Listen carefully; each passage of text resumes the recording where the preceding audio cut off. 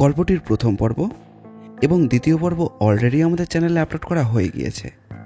আপনারা যদি না শুনে থাকেন তবে আপনাদের অনুরোধ করব প্রথমে গিয়ে সেটি শুনুন। গল্পের প্রথম পর্ব এবং দ্বিতীয় পর্বের লিঙ্ক ভিডিও ডেসক্রিপশন বক্সে এবং উপরে আই বাটনে দেওয়া রইল। এবং আগের পর্বগুলো শুনে থাকলে আপনাদের অন্তিম পর্বে স্বাগত। নমস্কার, আমরা থ্রিল স্টুডিও। তাহলে আর বেশি দেরি না করে চলুন শুরু করা যাক। বেশি খুঁজতে হলো না, দু একজনকে জিজ্ঞাসা করতেই বাড়িটা দেখিয়ে দিল।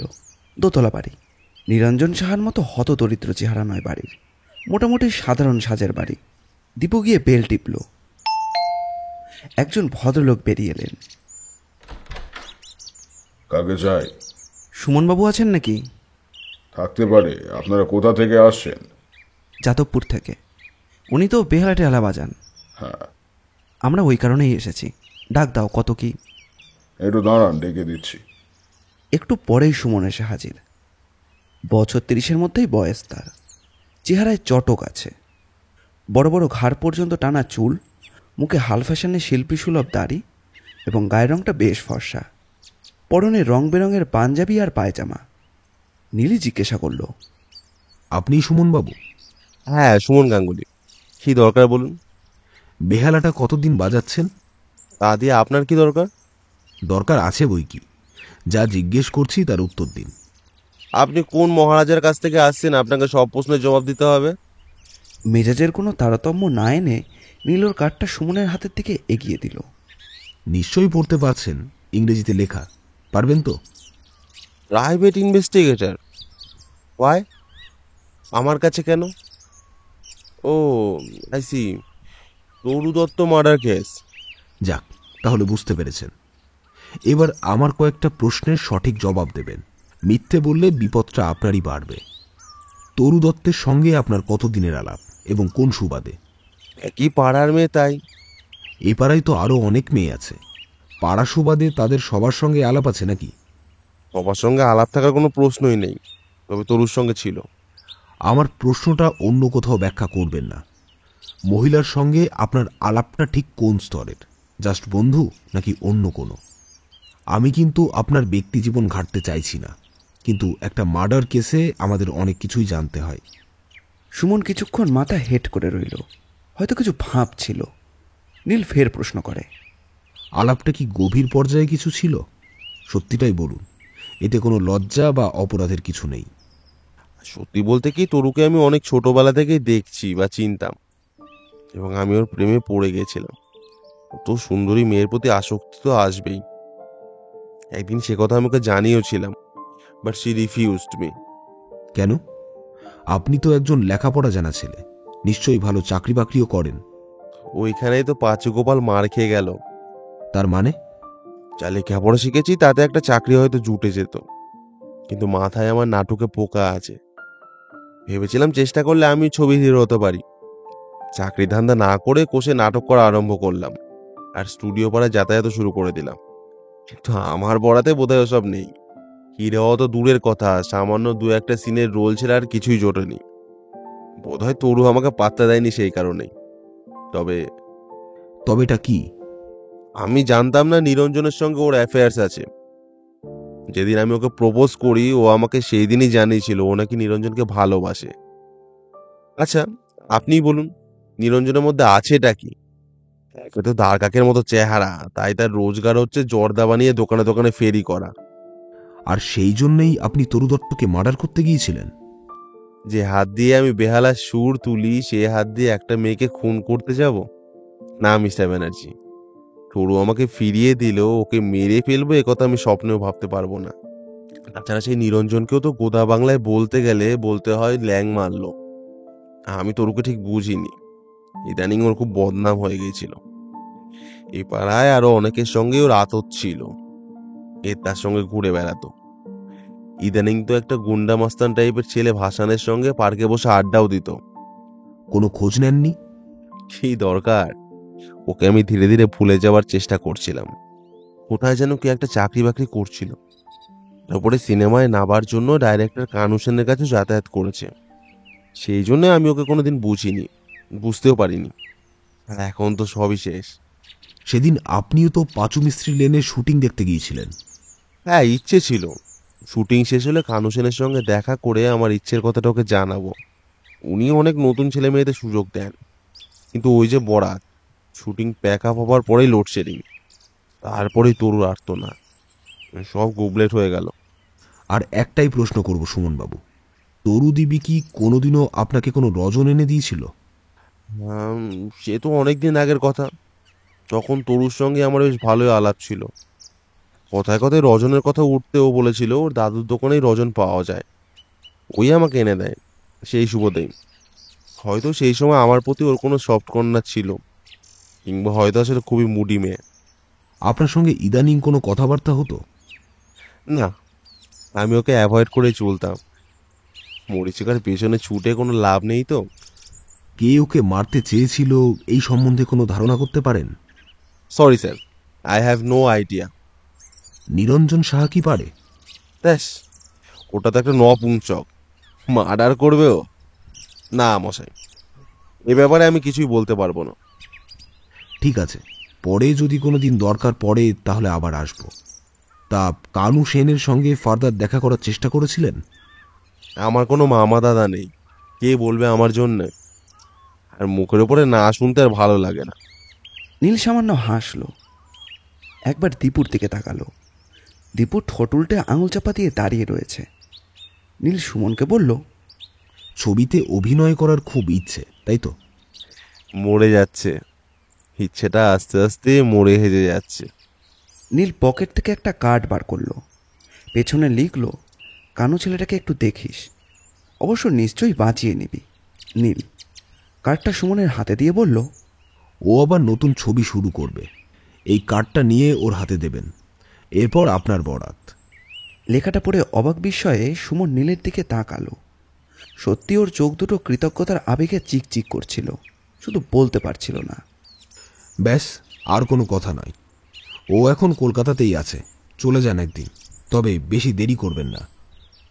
সুমনকে আর কোনো কথা বলার সুযোগ না দিয়ে নিখিলবাবুর উদ্দেশ্যে রওনা হলো ওরা। একটু এগোতেই দীপু বলল, এটা কীরকম ব্যাপার হলো গুরু?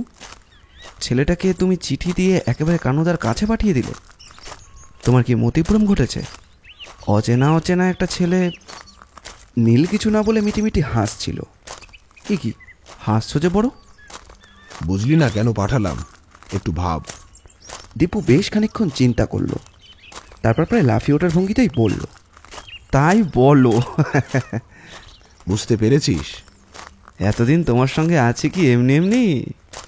ও যদি অপরাধী হয় তাহলে কিছুতেই কান্নদার কাছে যাবে না, আর ইনোসেন্ট হয়ে থাকলে লাখ পরীক্ষা করতে ধর্ণা দেবে, তাই তো?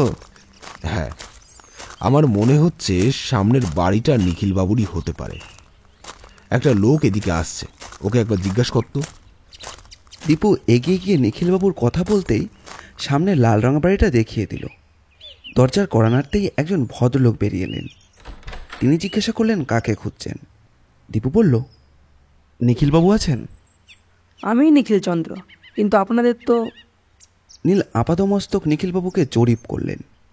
বয়সটা আন্দাজ 35-এর মধ্যেই, মাজা রং, ব্যাক ব্রাশ করা চুল, আর ভদ্রলোকের পরনে লুঙ্গি এবং হাতকাটা পাঞ্জাবি। স্বাস্থ্যটা ভালোই, তবে লোকটা কোনো মতেই তরু দত্তর প্রেমিক হতে পারে না। নিখিলবাবু ফের জিজ্ঞাসা করলেন, বললেন না তো আপনারা কারা? আমার কাছে কেন? আমরা সিআইডি থেকে আসছি। নিখিলবাবুর মুখে পান সেমেরা গেছে, আমতামতা করে বললেন, সিআইডি? কেন এত ভয় পাচ্ছেন কেন? চোর, পুলিশ আর সিআইডি তিনজনেই আমি ভয় পাই। আপনি কি রিসেন্টলি কোনো অপরাধ করেছেন? অপরাধ? একটা ছোট্ট অপরাধ করে ফেলেছি। কি রকম? আমার সুগার আছে তো, মিষ্টি খাওয়া একেবারেই বারণ। বউকে লুকিয়ে একসঙ্গে 4টে পাওয়া খেয়ে নিয়েছি। প্লিজ কাউকে কথাটা ডিসক্লোজ করবেন না। মশকরা করছেন? মায়েরই বলছি, বিশ্বাস করুন। তারপর সিআইডির সঙ্গে মশকরা? আমার কি ঘাড়ে টানার ভয় নেই? তাহলে যা জিজ্ঞাসা করব না লুকিয়ে সত্যি কথাটাই বলবেন। মাঝে মাঝে যে মিথ্যে কথা বলি না তা নয়, কিন্তু এখন সব সত্যি বলবো। বলুন, কি জানতে চান? তরু দত্তের সঙ্গে আপনার কি রকম ভাব ভালোবাসা ছিল?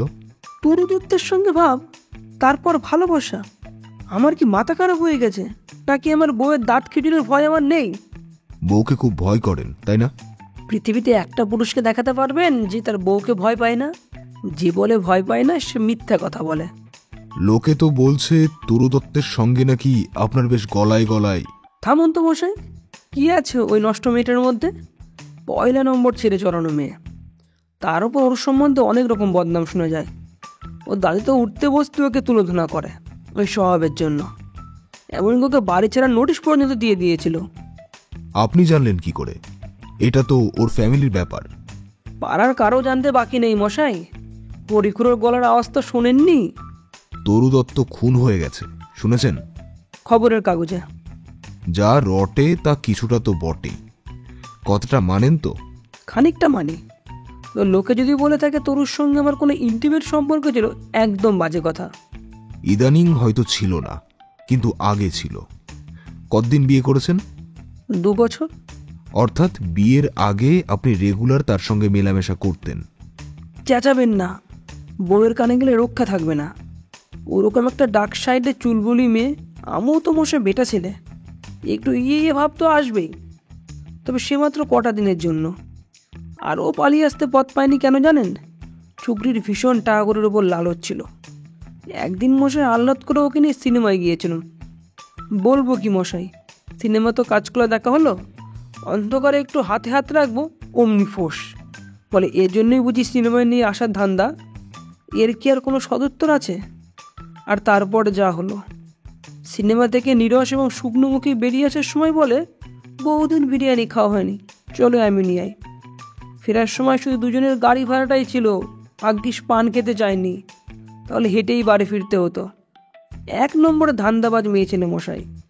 এরপরে আরও অনেক ছেলের মাথাও মুড়িয়েছে, আর যে ওর পাল্লাই পড়েছে তার সর্বনাশ হয়েছে। তাহলে আপনি বলছেন আপনি তরু দত্তকে মার্ডার করার অ্যাটেম্পট নেননি? আমি কোনোদিনও একটা গুলে মাছের গলা কাটতে পারিনি, ধরলেই হরকে যাই। তরু দত্ত হচ্ছে ওই গুলে মাছের জাত। শুধু শুধু ছুঁচো মেরে হাত বন্ধ করবো কেন? প্রথম একটু মনে রং ধরেছিল, অবশ্য আমার বিয়ের আগে। কিন্তু সে বিরিয়ানি পর্বের পর আর ও মুখই হয়নি।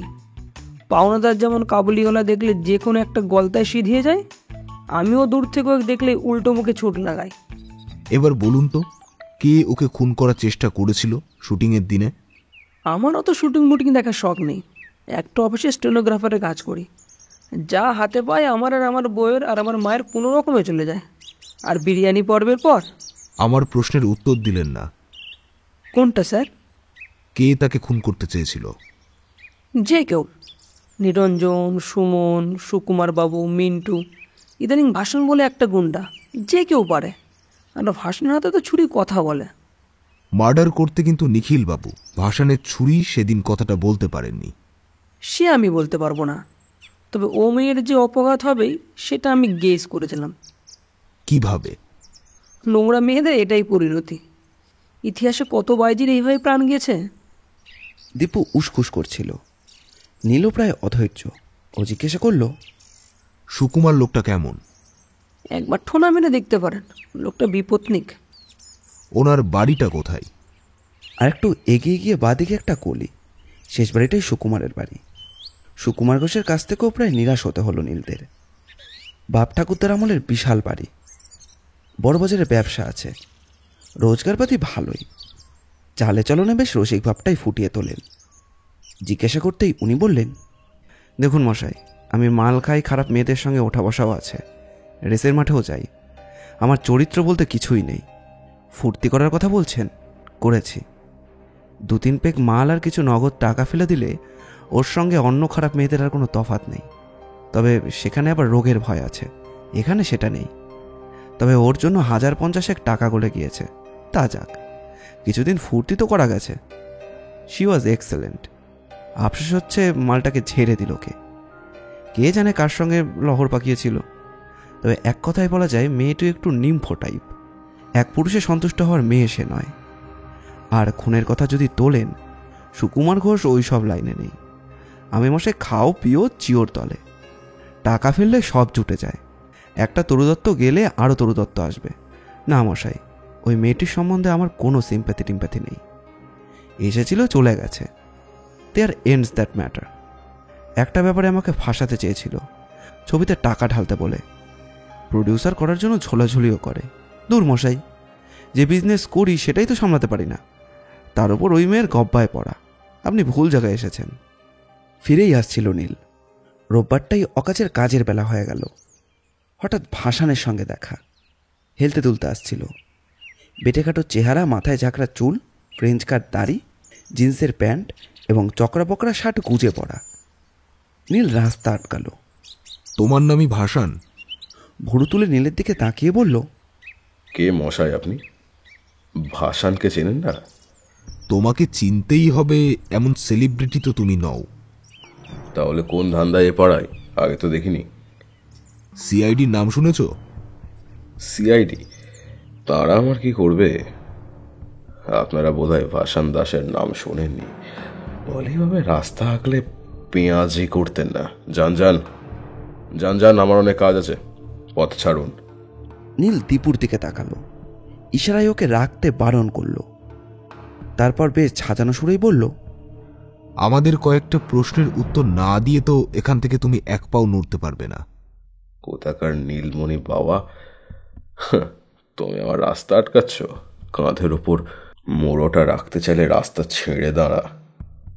ভাসান দাস ওসব সিআইডি ফিআইডি মানে না, চেনে না। ভালো মুখে বলছি, রাস্তা ছেড়ে দাঁড়া। দীপু আর চুপ করে দাঁড়িয়ে থাকতে পারে না। হাতটাত না চালিয়ে দীপু বলল, রাস্তা ছাড়ার জন্য তো তোকে আটকায়নি রে।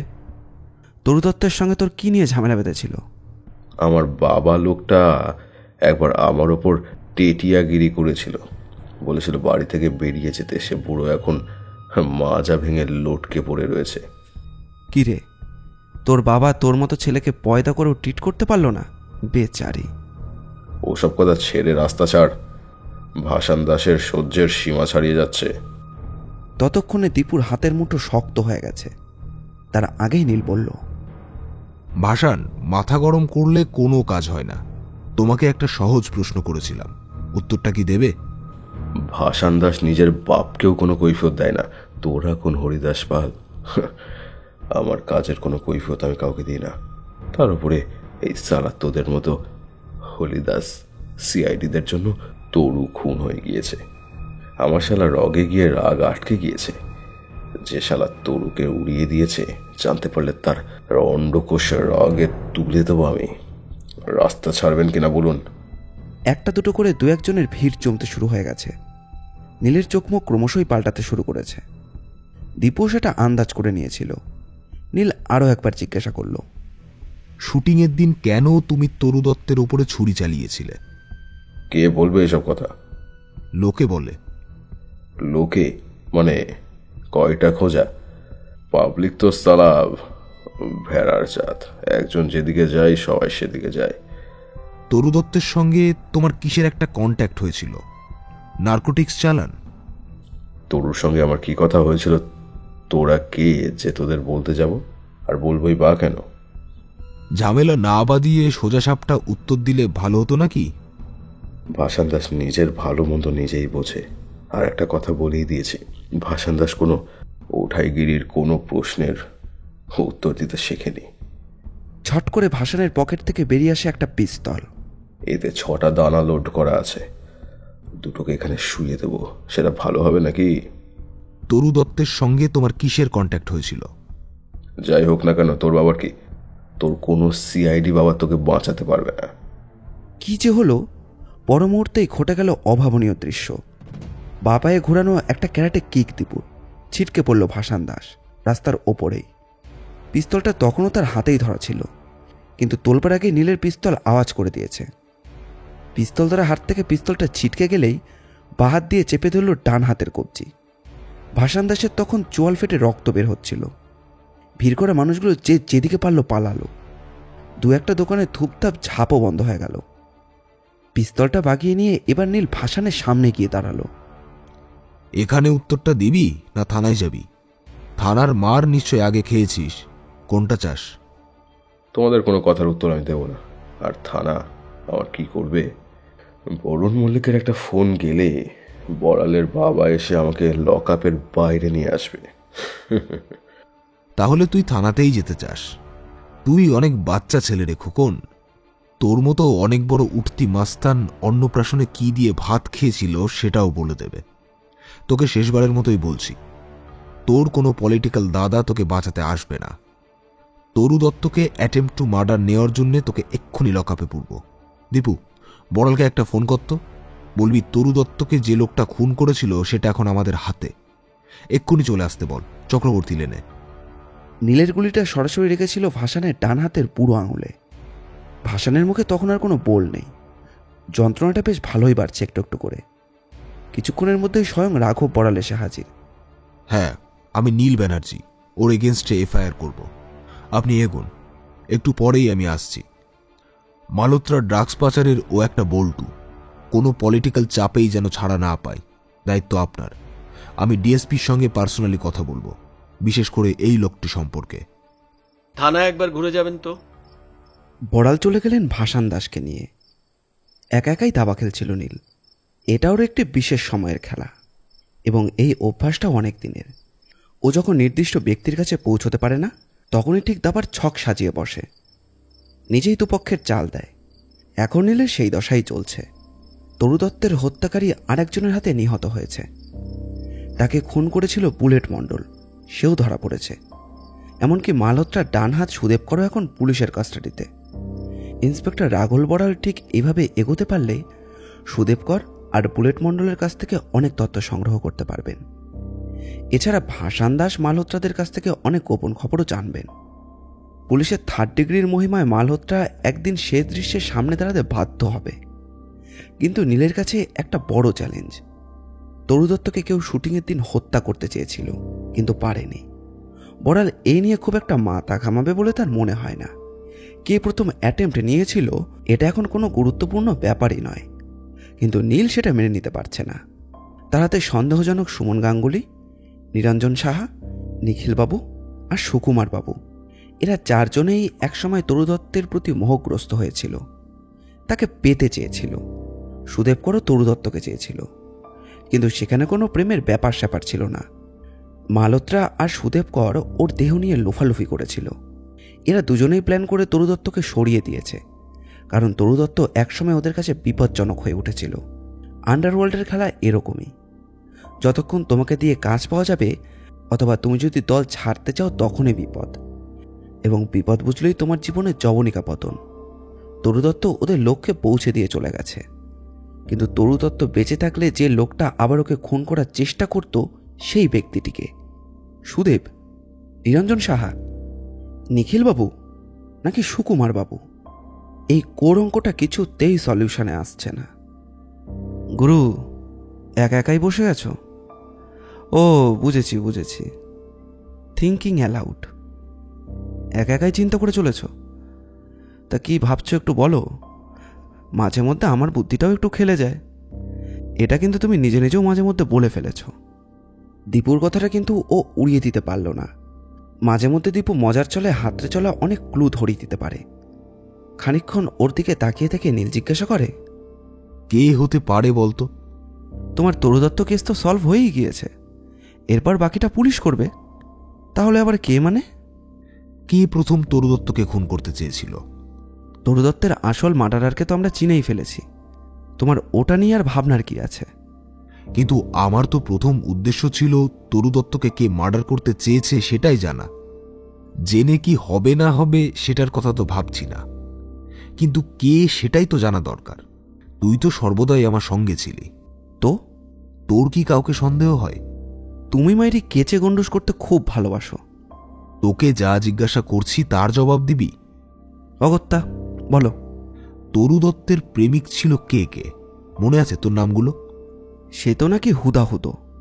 আমরা সবার সঙ্গে মিট করিনি, যাদের মিট করেছি তাদের কথা বল।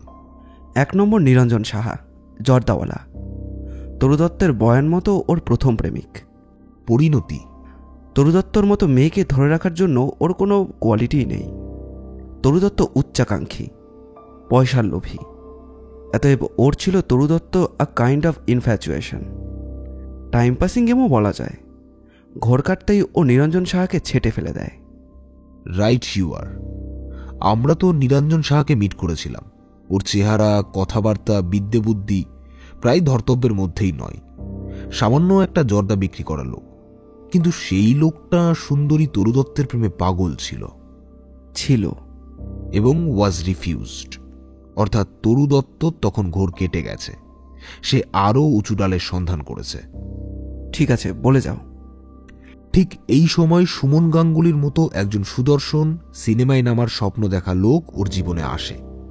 সেও তরু দত্তের প্রেমে পড়ে এবং সেও তরু দত্তর বাতিল তালিকায় চলে যায়।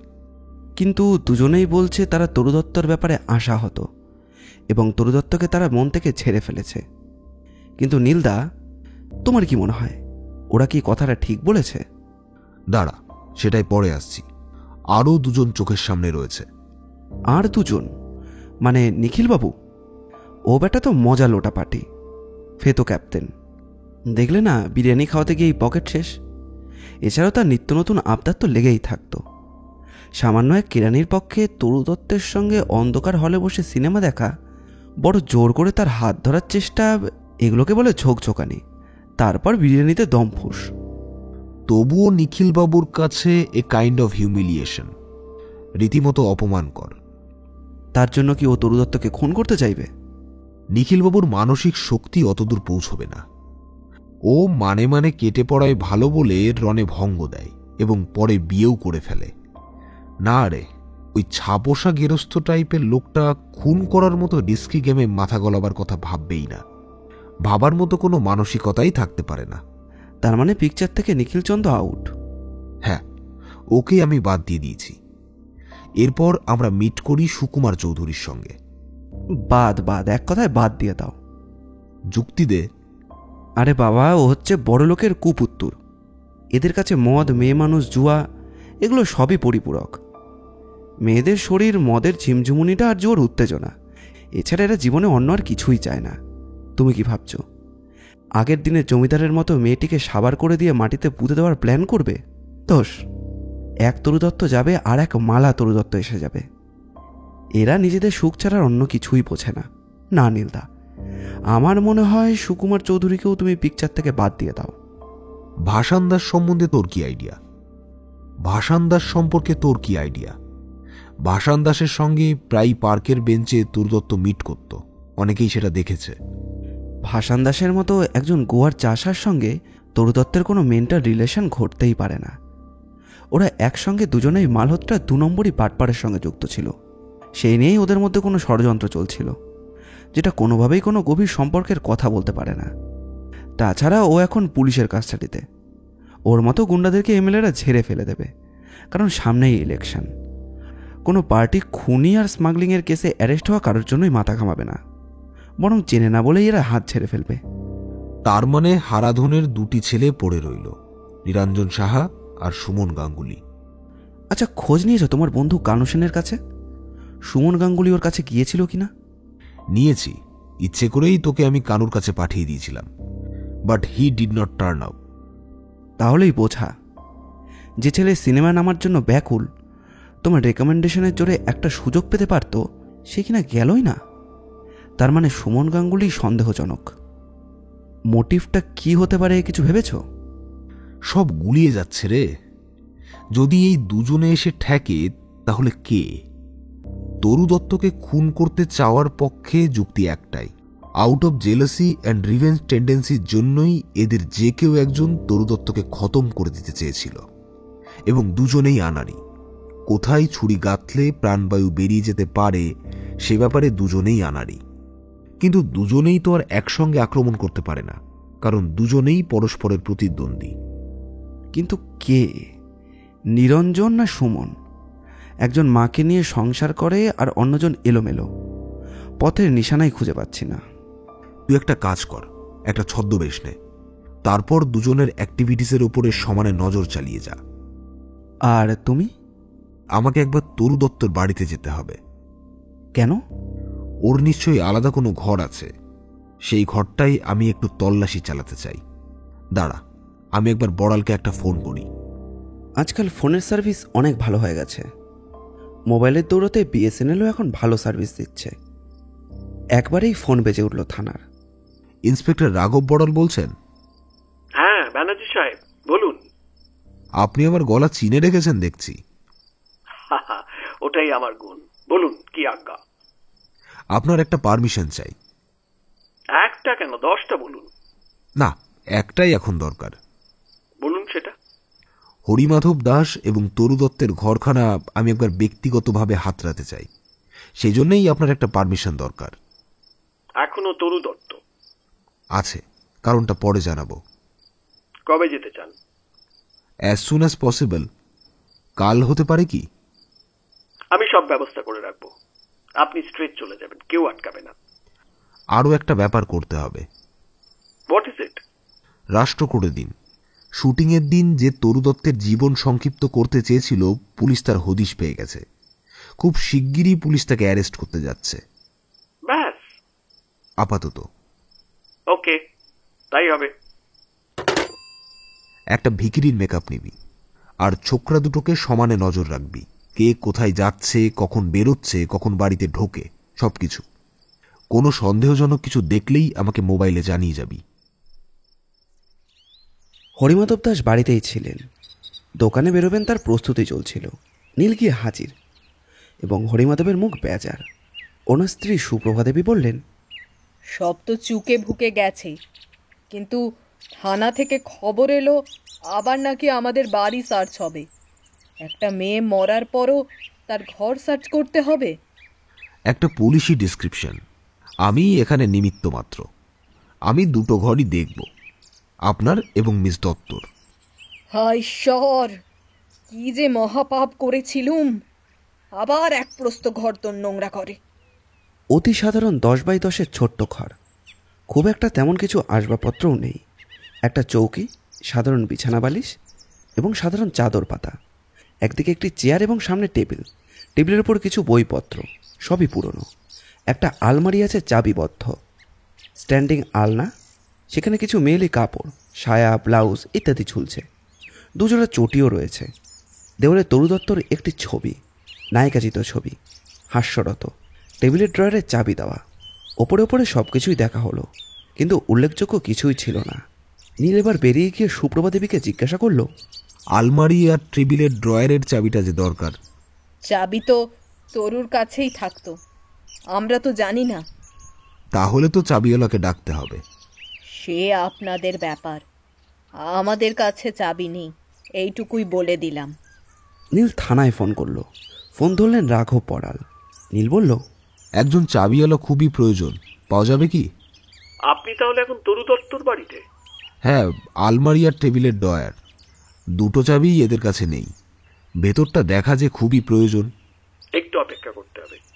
পাশেই একজন চাবিওয়ালার দোকান আছে, পাঠিয়ে দিচ্ছি। মিনিট 20 মধ্যেই চাবিওয়ালা চলে এলো। নীল বলল, এই আলমারি আর ড্রয়ার। কিছুক্ষণের মধ্যে এটা সেটা করার পর দুটো জায়গায় উন্মুক্ত হয়ে গেল।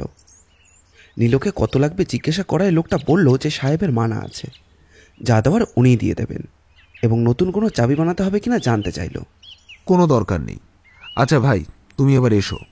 লোকটি চলে যাওয়ার পরেই নীল প্রথমে আলমারির ওপর ঝাঁপিয়ে পড়ল। শাড়ি, সায়া, ব্লাউজের ঠাসা আলমারির প্রায় সমস্ত তাকেই। পাশেই একটা মাঝারি মাপের বাক্স ছিল। সেটা খুলতেই বেশ কিছু টাকার গোছা, 500,000 আর 100 টাকা। বাক্সের ডালা বন্ধ করে শাড়ির র্যাকগুলো ভালো করে উল্টে পাল্টে দেখল। ওর আসল লক্ষ্য যদি ডায়েরি জাতীয় কিছু পাওয়া যায়। তরুর মতো বহির্মুখী মেয়েরা সাধারণত ডায়েরি ফাইরি কিছু রাখে না। আলমারি বন্ধ করে ও ফিরে এলো টেবিল ড্রয়ারের দিকে। কিছু কাপড় কেনার বিল, কিছু খুচরো টাকা এবং কিছু হাবিজাবি কাগজ। কাগজ ঘাটাঘাটি করতে গিয়ে ওর হাতে পড়ল গায়ে গতরে পৌরুষ 4 কোনা খাম। খামটা খুলতেই বেরিয়ে এলো চিঠির বান্ডিল। চিঠিগুলোয় চোখ বুলোতে গিয়ে ওর মুখে ফুটে উঠল সাফল্যের হাসি। কতিপয় যুবকের লেখা প্রেমপত্র। তার মধ্যে লেখা রয়েছে সুমন গাঙ্গুলি, নিরঞ্জন সাহার মতো কিছু প্রেমপ্রার্থী। উল্লেখযোগ্য নাম নিখিল চন্দ। চিঠির বান্ডিলটা পকেটে ঢুকিয়ে নিল। আরও কিছু তল্লাশির পরও বেরিয়ে এলো তরুর ঘর থেকে। আফসোস হচ্ছিল, ডায়েরি জাতীয় কিছু পেলে ওর অ্যাক্টিভিটিস সম্বন্ধে জানা যেত। নেই যখন, তখন আর কি করার। বাইরে এসে সুপ্রভা দেবীর মুখোমুখি। কিছু পেলেন নাতনির ঘর থেকে? না। জানি তো কিছু পাবেন না, শুধু শুধু আমাদের হয়রানি। আলমারির মধ্যে একটা বাক্স আছে, তার মধ্যে বেশ কিছু টাকা আছে। কয়েক হাজার তো হবেই। ওগুলো মনে হয় আপনার নাতনির রোজগারের টাকা, আপনাদের কাজে লাগবে। আমার কাজ হয়ে গেছে, সম্ভবত আর কেউ আপনাদের বিরক্ত করতে আসবে না। চলি। বাইরে বেরিয়ে ও একবার বড়ালকে মোবাইল থেকে ফোন করলো। নীল ব্যানার্জি বলছি। বলুন, কিছু পেলেন? কিছু একটা পেয়েছি। মনে হচ্ছে এই অভিযানের শেষটা এবার দেখতে পাবো। যদি দরকার পড়ে আবার আপনাকে বিরক্ত করব। আরে মশাই, আপনি যেটা করেছেন সেটা আমার দ্বারা হতো না। আপনি সাকসেসফুল হলে আপনারও হাত যশ আর আমার থানারও সুনাম। আপনার ডাকের অপেক্ষায় থাকলাম। ফোন কেটে দিয়ে ও দীপুকে ফোনে ধরল। কিরে, দুই মূর্তিমানের খবর কি? তোমার ওই সুমন গাঙ্গুলি 4 দিনের জ্বরে শয্যাগত, বাড়ি থেকে কোথাও বেরোচ্ছে না। আর একজন মানে ওই নিরঞ্জন সাহার ব্যাপারটা আমার কিন্তু ঠিক বোধগম্য হচ্ছে না। সকালবেলা বাড়ি থেকে বেরিয়ে যায়, লোকটার বোধহয় ঠাকুর দেবতায় অবিচল ভক্তি। এই রাস্তায় ও রাস্তায় ঘুরে বেড়ায়, যে কোনো মন্দির দেখলেই হাত জড়ো করে দাঁড়িয়ে পড়ে, তারপর কি যেন বিড়বিড় করে। সেটা বোধহয় ওনার দেবতারাই বলতে পারবেন। এক একটা ঠাকুরের সামনে, কালী থেকে শিব, নারায়ণ, শনি ঠাকুর, এমনকি কোনো কোনো বট গাছের নিচে যদি কালো পাথরের ঢিবি দেখে তাহলে সেখানেও দাঁড়িয়ে পড়ে। তারপর চলে যায় নিমতলা শ্মশানে, কোনো পুরন্ত চুল্লির সামনে নিশ্চলভাবে দাঁড়িয়ে থাকে অনেকক্ষণ। তারপর এক সময় বাড়ি ফিরে আসে। গত 4 দিন ধরে এই করে যাচ্ছে, আর আমার ঠ্যাঙের 12টা বাজাচ্ছে। আরেকজনকে আমি ফলো করেছিলাম, শ্রীযুক্ত নিখিল চন্দ্রকে। তিনি ভোরবেলায় উঠে লুঙ্গি আর গেঞ্জি পরে বাজারে চলে যান এবং খোশ মেজাজে বাজার করেন, তারপর সেজেগুজে অফিসে যান। যাই হোক, এখন আমি কি করব সেটা বলো। তোমার এই নিরঞ্জন আমাকে পাগলা করে দেবে। আর কতদিন ওর পাগলামি দেখতে হবে বলো তো? লোকটা কি ওর ব্যবসার ধান্দায় বেরোচ্ছে না? ঠাকুর, মন্দির আর শ্মশান চুল্লি, মনে হচ্ছে লোকটা সাধু বাধু হয়ে যাবে। এই বক বাবাজির হাত থেকে আমাকে এবার নিষ্কৃতি দাও তুমি। ঠিক আছে, আর 2-1 দিন, তারপরেই তো ছুটি। ফোন কেটে নীল বাড়ি ফিরে এলো। চান খাওয়া সেরে ও বসলো তরুর চিঠির বান্ডিল নিয়ে। 2-1 অপরিচিত ছাড়া অধিকাংশই 3 মক্কেলের চিঠি। 3 জনেরই বেশ গত লেখা। 3 জনেই নাকি তরুকে ছাড়া আর বাঁচবে না। অধিকাংশ প্রেমিক প্রবরেরা যে ভাষায় লিখে থাকে ঠিক তেমনই। সবই মামুলি বস্তা পচা নাকি কান্না। ঠিক যেই মুহূর্তে দূর ছাতা বলে চিঠিগুলো খামে ঢোকাতে যাবে, তখনই একটা চিঠিতে এসে থমকে দাঁড়ালো। একবার নয়, 3 বার পড়ল চিঠিটা। চিঠিটা এই রকম: তরু, এটা তুমি কি করলে? ছোটবেলা থেকেই তোমাকে দেখতাম, মনে মনে তোমাকে তখন থেকেই চেয়েছিলাম, কিন্তু এগোতে পারিনি। কেননা তোমার মতো সুন্দরী মেয়ের পাশে দাঁড়ালে নিজেকে দাঁড় কাক বলে মনে হবে। কিন্তু তুমি তো যেচেই আমার কাছে এসেছিলে, আমাকে ভালোবাসার কথা জানিয়েছিলে। সেদিন মনে হয়েছিল জগতে আমি সব থেকে ভাগ্যবান। শেষে তুমি কিনা আমাকে তোমার মন থেকে মুছে দিলে। শুধু মোছার নয়, আমাকে অপমান করলে, তা আবার নগ্ন ভাষায়। আমি নাকি অপদার্থ, জর্দাওয়ালা। আমার সঙ্গে ঘর বাঁধার আগে তুমি নাকি গলায় দড়ি দিয়ে ঝুলে পড়বে। তারপরে দেখি আমার চোখের সামনে তুমি সুমনের সঙ্গে মেলামেশা শুরু করলে। সুমন গেল, তারপর নিখিল, তারপর আরও অনেকে। আমি অনেক ভেবে দেখলাম, তোমার মতো নানান ঘাটের জল খাওয়া মেয়ে বহু ইনোসেন্ট ছেলে হৃদয় ভাঙার খেলায় ওস্তাদ। এ মেয়ের পৃথিবীতে বেঁচে থাকার কোনো প্রয়োজন নেই। তুমি কারোর ঘর ভাঙতে পারবে না। তোমার চরিত্র ধ্বংসের চরিত্র না তরু। আর আমি তোমাকে কারোর হৃদয় তছনছ করতে দেব না। আমার হাতেই তোমার মরণ লেখা আছে। আমি প্রতীক্ষায় আছি শুধু একটি সুযোগের। আমি একটি ধারালো ছুরি কিনেছি, রোজই তা শান পরখ করি। আমি বেঁচে থাকবো সেই দিন পর্যন্ত যতদিন না তোমার নিকেশ হচ্ছে। তোমার মতো সর্বনাশীকে আর বাঁচতে দেওয়া যায় না। তুমি তৈরি থেকো। সত্যি আমার দ্বারা কিছু হওয়া সম্ভব নয়, কিন্তু জগতে একটা ভালো অন্তত কাজ আমি করে যেতে পারবো। তৈরি থেকো। আমি তো এখন মরেই আছি। শেষ মরাটা তোমার মরণেরই পর। ইতি। ইউরেকা বলে প্রায় লাফিয়ে উঠল নীল। পেয়েছি। তরু দত্ত, তোমাকে কে খুন করতে চেয়েছিল তার হদিশ পেয়েছি। সঙ্গে সঙ্গে ও মোবাইলে ধরল দীপুকে। তুই এখন কোথায়? এই তো এবার বাড়ি ফিরবো। না, এখনই তুই নিরঞ্জন সাহার বাড়ি চলে যা। খোঁজ নে ও বাড়ি আছে কিনা, আমায় সঙ্গে সঙ্গে জানাবি। কিন্তু আমি তো ভিখারি সাজে, বাড়িতে খোঁজ নেব কি করে? কিছু এসে যাবে না। কেউ চার্জ করলে বলবি পুলিশ থেকে আসছি। একেবারে সরাসরি নিরঞ্জনকে ডাকবি। এটা সেটা বলে যেমন করে পারিস ওকে আটকে রাখ, আমি আসছি। ফোন কেটে দিয়েও বেরিয়ে পড়ল। আজ আর কোনো বাস বা ট্যাক্সি নয়, নিজেই মারুতি নিয়ে সোজা নিরঞ্জনের বাড়ি। লোকটার মতিগতি তার খুব একটা ভালো ঠেকছে না, টোটালি ফ্রাস্ট্রেটেড। নইলে নিজের যা হোক কিছু, ব্যবসা ছেড়ে কেউ ঠাকুর বাড়ি আর শ্মশানে গিয়ে বসে থাকে? তারপর ওর লেখা চিঠিটাই নীলের ভাবনার পক্ষে যথেষ্ট। নিরঞ্জনের বাড়িতে গিয়ে নীল জানতে পারল যে দুপুর হতে চলল, তবুও নিরঞ্জন ঘর থেকে বেরোয়নি আজ। তুই যেমন আছিস ওখানেই থাক, আমি বড়ালকে ফোন করছি। ফোন কেটে রাঘব বড়ালকে ফোন করলো। হ্যাঁ ব্যানার্জি বাবু বলুন। আপনি 2-1 কনস্টেবলকে নিয়ে এক্ষুনি নিরঞ্জন সাহার বাড়ি চলে যান। ওর ঘরের দরজা ভেতর থেকে বন্ধ, ডাকাডাকিতেও খুলছে না। ব্যাপারটা আমার সুবিধের বলে মনে হচ্ছে না। যত তাড়াতাড়ি হয় চলে আসুন, আমি এখন ধর্মতলায় এসে পড়েছি। নীল পৌঁছে দেখল রাঘব বড়াল সবে বাড়িতে ঢুকছেন। চলুন তো, এখন তো আপনিও যেখানে আমিও সেখানেই। বেশ কিছুক্ষণ ধাক্কাধাক্কির পরও যখন দরজা খোলার কোনো উপক্রম নেই, বড়াল তাকালেন তখন নীলের দিকে। নীলের মুখ গম্ভীর। আপনারা এক্ষেত্রে যা করেন তাই করবেন, দরজা ভেঙে ফেলুন। একজন বৃদ্ধ এগিয়ে এলেন। একটু খিচিয়েই বড়াল বলল, তাহলে আপনিই বলুন, দরজা খোলার কি উপায় আছে? বাড়িওয়ালা কোথায়? পুলিশ কি তাহলে হাত ধুয়ে বসে থাকবে? এক কাজ করুন, বাড়িওয়ালার নাম্বার জানা থাকলে সেখানে ফোন করুন। দরকার মনে হলে তিনি চলে আসতে পারেন। আমাদের কাজ আমাদের করতে দিন। দরজা ভেঙে ফেলো। বাড়িতে শাবল জাতীয় কিছু আছে? কেউ কোনো উত্তর দেয় না। তারপর দুই মরদের বিপুল ধাক্কায় দরজার ওপাশের খিল ভেঙে পড়ল। ভেতরে কি থাকতে পারে নীল কিছুটা আন্দাজ করে নিয়েছিল, এবং ঘটনাটা ঠিক তাই। মেঝেতে হাত পা ছড়িয়ে শুয়ে আছেন এক বয়স্কা মহিলা। তার মুখের চারপাশে সাদা গ্যাজলা প্রায় শুকিয়ে গেছে। পাশে খাবারের থালা, আর সিলিং থেকে ঝুলছে নিরঞ্জনের নিথর দেহ। তার জিভ বেরিয়ে এসেছে, ঠোঁটের কোণে জমাট বাঁধা রক্ত। দৃশ্য দেখে যারা এসেছিল তারা হাউমাউ করে কাঁদতে কাঁদতে বেরিয়ে গেল। বড়াল কোমরে হাত ঠেকিয়ে পরিস্থিতি বোঝার চেষ্টা করছিলেন। হাতে গ্লাভস লাগিয়ে প্রথমেই তিনি নিরঞ্জনের মায়ের পালস চেক করলেন। তিনি মাথা নেড়ে জানালেন যে শি ইজ নো মোর। নিরঞ্জনের দেহ ছুঁয়ে দেখলেন, কিন্তু নীল এসবে ছিল না। ওর চোখ চারিদিকে ঘুরছিল, একটাই ওর উদ্দেশ্য, যদি কোনো সুইসাইড নোট পাওয়া যায়। ও এদিক সেদিক দেখতে দেখতে চার চৌকো একটা টেবিলের ওপর 4 ভাঁজ করা একটি কাগজ, পেপার ওয়েট দিয়ে সেটা চাপা দেওয়া রয়েছে। সেটাই আগে সে হস্তগত করল, খুলল, পড়ল। তারপর বড়ালের উদ্দেশ্যে বলল, simply case of suicide. Here is Niranjan's last confession letter. কি লিখেছে? বড় লেখা, পরে পড়া যাবে। আপনার যা করণীয় তাই করুন, আমি বরং চিঠিটায় চোখ বুলোই। পশ্চিমের জানালাটা খোলাই ছিল।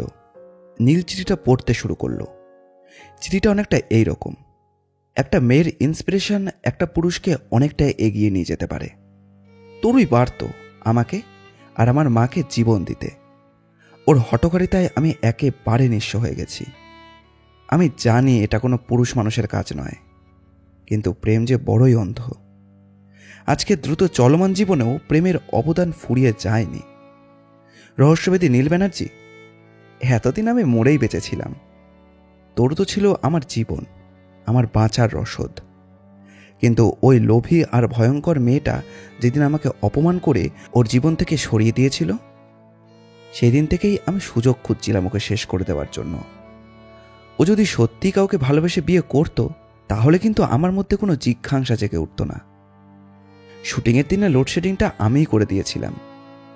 একটা পয়েন্ট থেকেই সব আলো জ্বলত, সেটা নিভিয়ে দিয়ে আমি খুব তাড়াতাড়ি ওর পাশে চলে গিয়েছিলাম। এলোপাথারি আমি ছোড়া দিয়ে আঘাত করি, ঘাড়ে আর গলায়। ভেবেছিলাম ওই আঘাতেই শেষ হয়ে যাবে, কিন্তু যায়নি।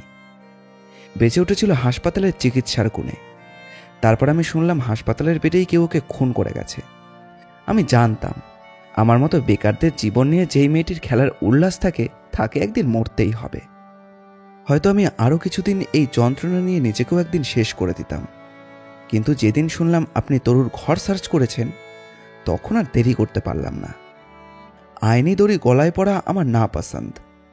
তাহলে আমার মাটা যাবে কোথায়? আর সময় ছিল না, তাই মাকে নিয়েই চললাম। হরিদাদুর দোকান থেকে আপনি দুটো বস্তুর সন্ধান পেয়েছিলেন, এক প্যাকেট নতুন ব্লেড আর খানিকটা রজন। আগে আমি দাড়ি রাখতাম। একদিন তরুর সঙ্গে আমার যখন খুব প্রেম, ও এসে আমাকে নতুন একটা ব্লেডের বাক্স দিয়েছিল। বলেছিল, তোমার ওই রাক্ষসে দাড়িটা কামিয়ে একটু ভদ্রলোক সাজাতো বাপু। দাড়ি ফাড়ি আমার একদম ভালো লাগে না।